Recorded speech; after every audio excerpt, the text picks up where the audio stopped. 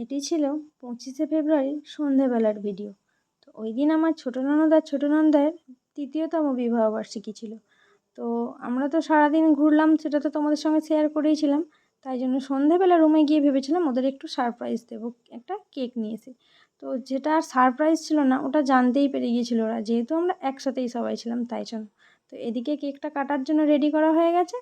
আর যেহেতু আমরা সবাই মিলে কেকটা অ্যারেঞ্জ করেছিলাম, তাই জন্য দাদা আমাদের সবাইকে থ্যাংক ইউ জানাচ্ছিল। তো তোমরা দেখেই নিলে কেকে লেখা ছিল P+S, কারণ দিদির নাম ছিল পিউ আর দাদার নাম হচ্ছে শুভেন্দু, সেই জন্য। তো এদিকে মোটামুটি সবাই আমরা রেডি, ওরা কেক কাটতে পারি হ্যাপি অ্যানিভার্সারি।